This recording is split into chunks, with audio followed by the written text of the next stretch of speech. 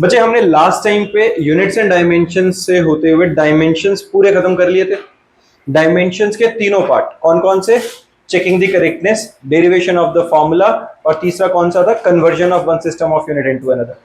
ये था, ये तीनों हमने कर लिए थे। इसके प्रैक्टिस क्वेश्चंस भी हो गए थे, सबके डाउट्स भी क्लियर हो चुके हैं, किसी का कोई डाउट नहीं है। अब जो हमारा टॉपिक आता है वो है एरर। एरर का मतलब समझ में आता है? एरर क्या मतलब होता है बच्चे? गलती, कोई किसी तरीके की गलती। अब गलती होगी तो दो तरीके से हो सकती है या तीन तरीके से होगी, वो टाइप्स क्या है उसके बारे में बात करेंगे, और उसको निकालना कैसे है, एरर के बारे में जो एग्जैक्ट वैल्यू निकलेगी या मोस्ट एक्यूरेट वैल्यू तक पहुंचना कैसे है, उसके बारे में ये सारा टॉपिक है। बहुत आसान टॉपिक है, बहुत फ्री के मार्क्स होते थे जब ये कॉम्पिटेटिव के अंदर आता है। अगर आएगा तो किसी को भी इसमें मार्क्स नहीं कटाने हैं, तो बहुत आसानी से अभी नेक्स्ट 15 मिनट के अंदर ये टॉपिक कवर हो जाएगा। देखो जरा, अपने पास है क्या बच्चा इसमें? Error, true value minus measured value. तो सिंपल है, ट्रू वैल्यू क्या हुई? जो सच में है। मेजर्ड वैल्यू जो मैंने गलती से गलत नाप लिया। मान लो मेरे पास अगर जो ये है मार्कर, इसकी एक्चुअल लेंथ 15.2 सेंटीमीटर है, मैंने स्केल से नापी, मेरे को लगा 15 है, तो डिफरेंस आया कि नहीं? 0.2 सेंटीमीटर का एरर आया। ट्रू वैल्यू थी 15.2, मेजर्ड वैल्यू 15 है, तो मेजर्ड वैल्यू गलत है, ट्रू वैल्यू 15.2 माइनस किया, एरर आ गया। अब यहां पर एरर बेसिकली तीन तरीके का है, सिस्टमैटिक, रैंडम और gross error. Systematic error, random और ग्रॉस एरर। सिस्टमैटिक एरर क्या होता है? सिस्टमैटिक एरर रहेगा, the cause of the systematic error are known, therefore such errors can be minimised. अब मुझे पता है गड़बड़ कहां हो रही है, अगर मुझे ये पता है कि गड़बड़ कहां हो रही है तो मैं उस सिस्टम को ठीक कर सकता हूं, है कि नहीं? सिस्टमैटिक एरर में मान लो एक वेइंग मशीन का एग्जांपल रखते हैं। मैंने देखा कि मैं वेइंग मशीन के ऊपर जैसे ही जाके खड़ा हो रहा हूं तो मेरा वेट 71 आ रहा है। मुझे पता है मेरा वेट 71 ना होके 70 kg है, तो वो 1 एक्स्ट्रा आ रहा है। तो मैंने क्या किया, मैं जब नीचे उतरा तो देखा एक 10 kg का ऑब्जेक्ट उस पर रख रहे हैं, तब भी 11 आ रहा है। इसका मतलब उस मशीन के अंदर एक एरर है कि वो 1 kg का एक्स्ट्रा दिखा रहा है। तो उस एरर का माइनस करना बहुत आसान है, जिस भी चीज का हम वेट निकालेंगे उसमें से 1 माइनस कर दो। सिस्टमैटिक एरर है, मुझे उसका रीजन पता है, मैं उसको ठीक कर सकता हूं, तो मशीन में एरर उसको रेक्टिफाई कराएंगे। अब हमारे पास जो फर्दर इसके एरर्स हैं, ये किस किस कारण है? पहला सिस्टमैटिक एरर, इंस्ट्रूमेंटल, जो मैंने अभी एग्जांपल दिया, मशीन में प्रॉब्लम थी। दूसरा है इम्परफेक्शन इन एक्सपेरिमेंटल टेक्निक और प्रोसीजर, मेरा देखने का तरीका ही गलत था। जैसे पता है तुम्हें, अगर हम किसी स्केल के साथ किसी चीज की लेंथ नापते हैं, अब स्केल कौन सा जो बचपन से तुम यूज करते हो? प्लास्टिक वाला ट्रांसपेरेंट स्केल। अब हमने एक चीज पढ़ी हुई है, रिफ्रैक्शन, पता है? रिफ्रैक्शन में क्या होता है? लाइट आएगी, बेंड कर जाएगी। अब मैं अगर स्केल से नापते हुए साइड से देखूंगा तो मेरे पास जो लाइट आएगी वो रिफ्रेक्टेड रे के हिसाब से मुझे वो एग्जैक्ट वैल्यू तो दे ही नहीं सकती। एरर आ गया कि नहीं? तो मुझे अगर स्केल से एग्जैक्ट वैल्यू देखनी है तो कैसे रखना चाहिए? बिल्कुल नीचे नॉर्मल पे आके, ताकि वो रिफ्रेक्शन ना हो, स्ट्रेट लाइन आएगी और मुझे बिल्कुल करेक्ट वैल्यू दिखेगी। तो अगर मेरे को ये टेक्निक नहीं पता और कोई बच्चा साइड से ही देख के खुश हो रहा है उसके अंदर, तो उसके अंदर कुछ ना कुछ मिलीमीटर्स के अंदर एरर आएगा कि नहीं? तो ये क्या प्रॉब्लम थी हमारे पास? Imperfection in experimental technique. Personal error, personal error क्या है? बंदे को दिखाई नहीं दे रहा, चश्मे लगे हुए, लगाए नहीं हुए, ब्लड दिख रहा है, तुक्का मार रहा है यहाँ वहां का, कुछ भी इस तरीके का रीजन हो सकता है ना? एक्सटर्नल कॉज, एक्सटर्नल कॉज क्या है? जब भी देख रहा है, हवा चल रही है, चीजें हिल रही हैं, बाहर से कोई डिस्टर्ब कर रहा है, कोई भी हो सकता है एक्सटर्नल एरर का, तो जिसको हम रेक्टिफाई कर सकते हैं। दरवाजे बंद कर दिए, शोर बंद कर दिया, बाहर बच्चा शोर मचा रहा है, चाटा लगा दिया, कैसे भी करके उसे शांत कराया हमने, है ना? तो एक्सटर्नल कॉज को भी हम ठीक कर सकते हैं। लीस्ट काउंट एरर, अब लीस्ट काउंट एरर क्या होता है? लीस्ट काउंट एरर है बच्चे, जैसे अब मैं तुम्हें एक स्केल का एग्जांपल दे रहा हूं बार बार, तुम्हारा जो बचपन से तुमने 15 सेंटीमीटर वाला स्केल यूज किया हुआ, अब उस स्केल के अंदर तुम रीडिंग्स अगर याद करो, क्या था? एक बड़ी डंडी, फिर छोटी छोटी छोटी छोटी, फिर एक थोड़ी सी बड़ी, है ना, 5वें नंबर पे। और वो जो छोटी छोटी आ रही है वो कितने डिस्टेंस पे है? 1 सेंटीमीटर के डिस्टेंस पे। 1 सेंटीमीटर, 1 मिलीमीटर, सॉरी, 1 सेंटीमीटर एक, वो बीच बीच में कितने आ रहे हैं? 1 मिलीमीटर। अब अगर मुझे 0.8 मिलीमीटर की जरूरत है तो मैं कैसे नापूं? हमारे पास जो लीस्ट काउंट है वो तो 1 मिलीमीटर है, मैं 1 मिलीमीटर से छोटा तो ला ही नहीं सकता। अब 1 मिलीमीटर से अगर छोटी वैल्यू लानी है तो मैं अंदाजे से लगाऊंगा कि 1 के आसपास कहीं 0.8 लगा देता हूं। तो लीस्ट काउंट एरर ये होता है, जिसके अंदर रीडिंग ही सबसे छोटी कहीं एक सर्टेन रेंज पे और उससे छोटी वैल्यू में निकाल ही नहीं सकता, that is least count error. Least count समझ में आया ना? लीस्ट काउंट क्या है? It is the minimum value which can be calculated using the instrument. Done है। फिर आता है हमारे पास अब रैंडम एरर। रैंडम एरर क्या हुआ बेटा? The random errors occur irregularly due to unpredictable variation in experimental condition. पता नहीं क्यों क्या हो रहा है, पता ही नहीं क्या गलती है, तो रैंडम एरर, कभी कुछ हो रहा है कभी कुछ हो रहा है, तो इनको तो हम इंप्रूव भी कैसे करें? हमें पता ही नहीं है ना, उसका कॉज नहीं पता है, तो ये रैंडम एरर है। फिर आता है ग्रॉस एरर। ग्रॉस एरर क्या है? The error arises on an account of carelessness of the observer. भाई ध्यान ही नहीं दे रहा है बंदा, ध्यान नहीं दे रहा है तो गलतियां हो रही हैं, सिली मिस्टेक्स कहते हैं जिसे, है ना? समझ में आई है? एब्सोल्यूट एरर क्या होता है? It is the magnitude of difference between the true value and the individual measured value of the quantity. Absolute error जो एग्जैक्ट एरर था, ट्रू वैल्यू और मेजर्ड वैल्यू के बीच का डिफरेंस। अब यहां पर तुम ए एम देखो, ए एम क्या है? तुमने 10th क्लास के अंदर प्रैक्टिकल फाइल्स बनाई थी अपनी, है ना? कौन सी? साइंस की जो प्रैक्टिकल फाइल्स, उसके अंदर ऑब्जर्वेशंस लिखी थी सबने, कितनी कितनी लिखी थी? एक एक्सपेरिमेंट की फाइल्स के अंदर 5, 6, 8, 10 इतनी सारी ऑब्जर्वेशंस लिखवाते हैं। उन ऑब्जर्वेशंस का रीजन क्या रहता है? क्योंकि जब हम कोई एक्सपेरिमेंट परफॉर्म करते हैं तो हम सिंगल गो में नहीं मान सकते कि वो 100% एक्यूरेट वैल्यू आ गई होगी, तो उसको बार बार करते हैं। एक बार किया, 2 बार किया, 3 बार किया, 4 बार किया, 5 बार किया। पहली बारी में लेटेस्ट अज्यूम 15 आया था, अगली बारी में 14.8 आया, अगली बारी में 15.1 आया, अगली बारी में 15.3 आ गया, फिर 14.9 आ गया। तो अलग अलग वैल्यूज आई, मोस्ट एक्यूरेट वैल्यू कौन सी है कैसे पता चले? पता नहीं, तो क्या करो, सबका सम करके नंबर ऑफ जो जितनी बार हमने ऑब्जर्वेशंस रिपीट करी है उससे डिवाइड कर दो, मीन वैल्यू आ जाएगी। तो जो मीन आएगा वो मोस्ट एक्यूरेट वैल्यू के आसपास वाली चीज होगी, है ना? तो ये हमने यहां क्या किया है? मीन निकाला है सबका। ये क्लियर बात है ये? अब जो हमारे पास ये मीन आया, इसका फॉर्मूला तुम्हें वैसे भी आता है, sum of all terms divided by number of terms. अब मैं क्या बोल रहा हूं, हर वैल्यू उस मीन वैल्यू से थोड़ी बहुत इधर उधर है ना? तो वो जो थोड़ी बहुत इधर उधर है, अगर मीन वैल्यू को मैं मोस्ट एक्यूरेट मान रहा हूं तो बाकी सारी वैल्यूज में एरर है। वो कितना आया? Delta A1 is equal to AM minus A1, delta A2 is equal to AM minus A2, delta A3 is equal to AM minus A3 आएगा कि नहीं? Similarly delta AN is equal to AM minus AN आएगा। सारों के छोटे छोटे जो error से निकाल लिए, अब इन सब एरर्स का सम करो और नंबर ऑफ टर्म से डिवाइड करो। पर ध्यान क्या रखना है, एरर्स हमेशा मैग्नीट्यूड में प्लस में ही लेके ऐड करने हैं। अब वो पॉजिटिव क्यों ले रहे हैं? देखो गलती तो गलती है, मैं कहूं कि एक्चुअल आंसर 15 होना चाहिए था, एक बच्चे का 14.8 आया, एक का 15.2, किसका ज्यादा गलत है? बराबर गलत है, चाहे वो नेगेटिव में था चाहे वो पॉजिटिव में, कोई चाहे पीछे को गया चाहे आगे को, गलती तो बराबर है। तो जब हम एरर्स का बेसिकली मीन निकाल रहे हैं तो हम दोनों को, चाहे वो 0.2 था पीछे की साइड या 0.2 था आगे की साइड, हर वैल्यू का मॉड लेंगे मैग्नीट्यूड सिर्फ, और उनका सब हम सम करेंगे और नंबर ऑफ टर्म से उसको डिवाइड कर देंगे। समझ में आई ये बात? पक्का क्लियर है? तो ये हमने सबका एल्जेब्रिक सम किया और नंबर ऑफ टर्म से उसको हमने डिवाइड कर दिया। डन है? ये मीन एब्सोल्यूट एरर आ गया कि नहीं? ठीक बात है बच्चा। अब फाइनल रिजल्ट क्या आएगा? फाइनल रिजल्ट आएगा जो मीन वैल्यू आई थी plus minus that mean error. ठीक बात है? इसको हम मोस्ट एक्यूरेट वैल्यू मान के चलेंगे। क्लियर है? रिलेटिव एरर और fractional error, delta A mean absolute error divided by mean value, सीधा सीधा फॉर्मूला, सीधा फॉर्मूला। मीन एब्सोल्यूट एरर क्या आएगा? Mean error divided by mean value. Then percentage error कैसे निकलेगा? Mean error divided by mean value into 100 कर दिया, percentage आ गया। किसी को दिक्कत? क्लियर है?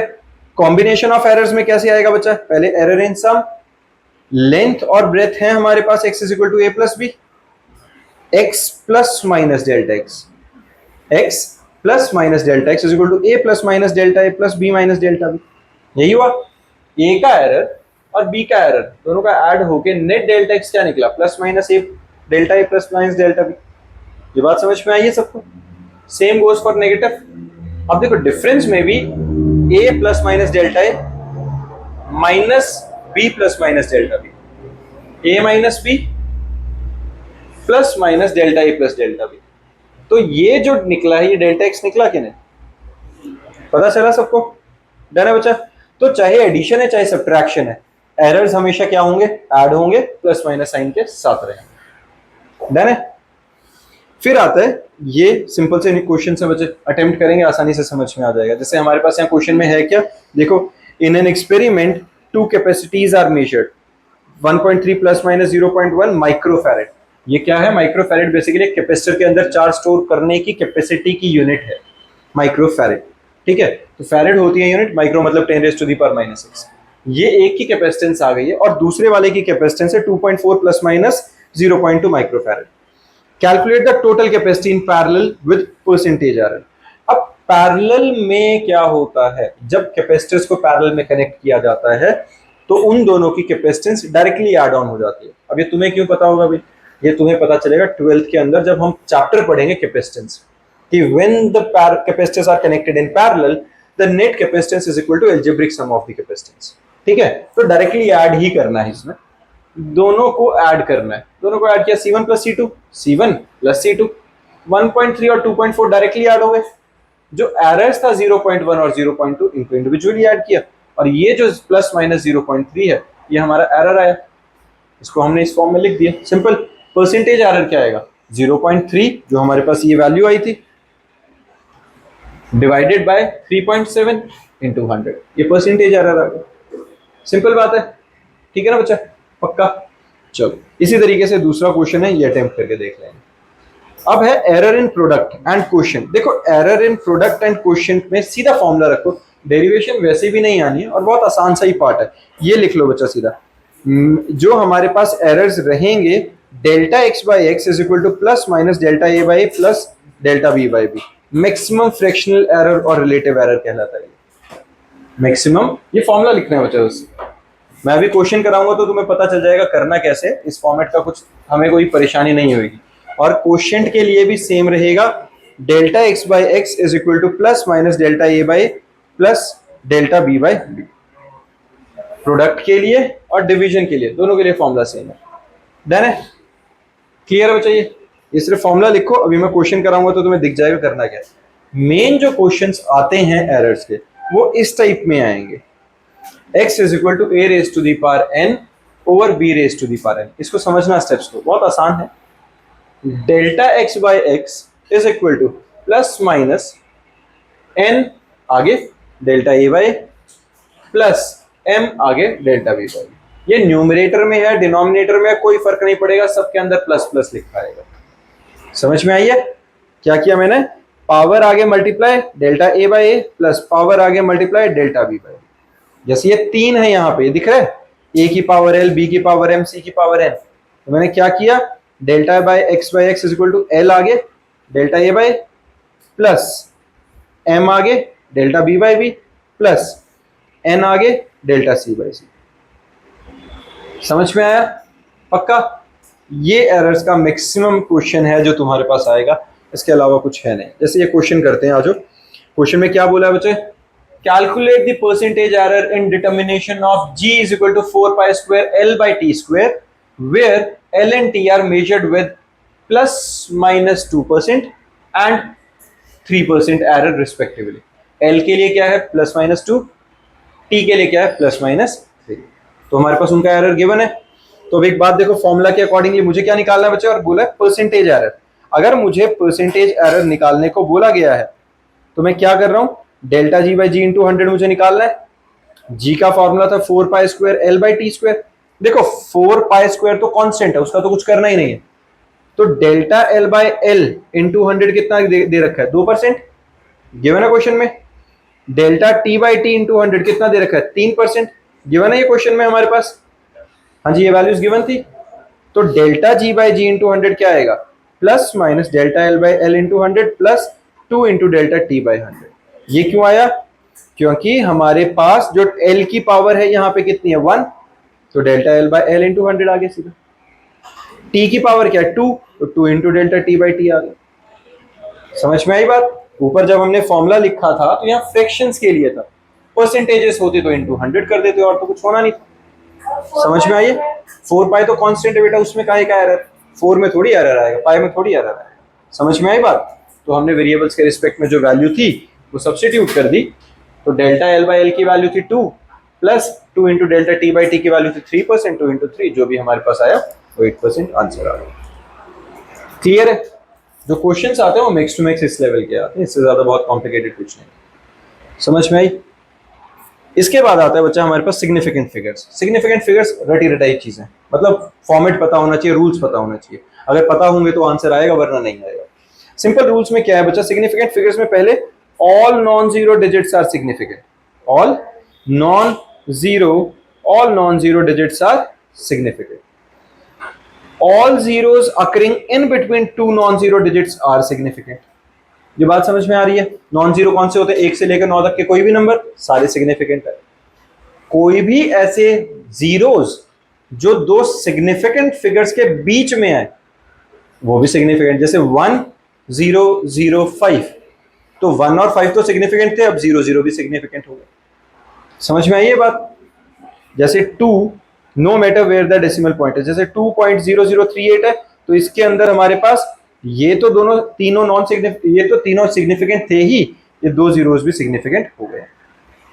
क्लियर है? नेक्स्ट है, if the number is less than 1, the zero on the right of the decimal point and to the left of first non zero digit are not significant. क्या बोला है कि एक नंबर है less than 1 है, less than 1 मतलब 0 point something चल रहा होगा, तो जो हमारे पास नंबर है the zero on the right of the decimal. अब एक बात बताओ, इस डेसिमल के राइट हैंड साइड ये वाले जीरोस हैं, है ना, and to the left of the decimal ये दोनों के दोनों क्या हो गए? Non significant. समझ में आई है? तो इसमें सिग्निफिकेंट कौन सा है? सिर्फ 8 और 2। क्लियर है ये? Done. Next, if a number without decimal point, the trailing zeros are not significant। Trailing zeros क्या होते हैं? जो लास्ट में लग रहे हैं, 3 2 1 0, तो ये जीरो क्या है? Non significant. समझ में आ रहा है? जैसे 100 लिखा हुआ है, तो 100 में सिर्फ 1 सिग्निफिकेंट है, 0 0 की कोई सिग्निफिकेंस नहीं रहेगी। समझ में आ गई है? तो समझ रहे हो, इसमें कोई लॉजिक मत लगाने लगना कि 100 100 है तो होना चाहिए, 001 है तो नहीं होना चाहिए, ऐसा नहीं है। अगर 1000 भी है तो लास्ट के 3 ट्रेलिंग जीरोस हैं, वो नॉन सिग्निफिकेंट रहेंगे। डन। फिर हमारे पास आता है बच्चा, however in a number with the decimal point trailing zeros are significant. ये ट्रेलिंग जीरोस कब है? देखो अभी हमने पिछले पॉइंट में क्या पढ़ा था कि जो भी हमारे पास ट्रेलिंग जीरोस है वो नॉन सिग्निफिकेंट है, लेकिन अगर यही डेसिमल पॉइंट के बाद वाले ट्रेलिंग जीरोस हैं तो ये क्या रहेंगे? सिग्निफिकेंट हो जाएंगे। तो 3 5 और 2 जीरोस टोटल मिला के 4 डिजिट्स हैं जो सिग्निफिकेंट है। इस वाले में देखो, डेसिमल से पहले नॉन सिग्निफिकेंट, डेसिमल के बाद नॉन सिग्निफिकेंट, लेकिन 6 9 के बाद वाले 3 कौन से हैं? ये ट्रेलिंग जीरोस हैं। तो टोटल 5 सिग्निफिकेंट फिगर्स आ गए। समझ में आई ये बात? बेटा देखो कंडीशन क्या थी, हमें क्या बोला गया था कि अगर मेरे पास मान लो कोई नंबर है 2000, तो ये जो ट्रेलिंग जीरोस हैं ये नॉन सिग्निफिकेंट होते हैं। डन। अगर मान लो ऐसा लिखा 18500, तो ये दोनों जीरो क्या है? नॉन सिग्निफिकेंट है। लेकिन अगर यहां पर मैं 0.8200 लिख देता हूं, डेसिमल के बाद ट्रेलिंग जीरोस हैं, तो ये दोनों के साथ ये टोटल 4 सिग्निफिकेंट फिगर्स आ जाते हैं। अगर हमारे पास कोई नंबर ऐसा है 0.000860, तो यहां पर ना तो ये सिग्निफिकेंट है, ना ये है, ना ये है, ना ये है, लेकिन ये चारों डिजिट्स क्या हैं? सिग्निफिकेंट रहेंगे। डेसिमल नंबर के अंदर ट्रेलिंग जीरोस क्या होते हैं? सिग्निफिकेंट होते हैं। समझ में आ गया बच्चे? सिंपल रूल है ये। इसके बाद आता है, change of unit does not change the number of significant figures in measurement. ये समझ में आया? अगर मैं यूनिट बदल दूं तो हमारे पास सिग्निफिकेंट नंबर्स में कोई चेंज नहीं आएगा। क्लियर है? मान लो एक एग्जांपल लगा लो, किलोमीटर को मीटर लिख लो। 1 किलोमीटर में कितने सिग्निफिकेंट फिगर है? 1, और उसको मीटर लिखेंगे कितना आएगा? 1000। सिग्निफिकेंट फिगर कितना? 1, क्योंकि 000 तो हुए ही नहीं ना। समझ में आई बात? उसके बाद है अगला वाला पॉइंट है जो हमारे पास, the digit 0 conventionally put on the left of the decimal for the number less than 1 is never significant. वो हमें पता ही है, ये वाला जो ये वाला नंबर है, ये 0 है जो डेसिमल के उस साइड हम लिख देते हैं, सिर्फ वैसे ही लिख देते हैं, वो कभी भी सिग्निफिकेंट नहीं रहेगा। डन है बच्चा। फिर है द मल्टीप्लाइंग और dividing factor which are neither rounded number nor numbers representing measured value are exact. They have infinite number of significant digits. ये क्या है? Multiplying और dividing factors which are neither rounded number nor number representing measured values are exact. They have infinite numbers of significant figures. ये कौन से के लिए ले रहे हैं? किसी चीज का फैक्टर बन गया, मान लो पाई बन गया। अब पाई के अंदर कितने सिग्निफिकेंट फिगर्स हैं? इनफाइनाइट, चलते ही रहेंगे नंबर, उस टाइप के नंबर्स की बात कर रहे हैं। ठीक है, ये सिग्निफिकेंट फिगर्स का लॉजिक समझ में आ रहा है? सिंपल रूल्स है भाई, याद रहेंगे तो तुम्हें सिग्निफिकेंट फिगर्स पता चलेंगे, वरना नहीं। तो रूल्स को ढंग से याद रख लेना। ठीक है, अगला आता है अपने पास राउंडिंग ऑफ। राउंडिंग ऑफ छोटी क्लास से हमने पढ़ा हुआ है। राउंडिंग ऑफ की कंडीशंस हमारे पास क्या है बच्चा? सबसे पहले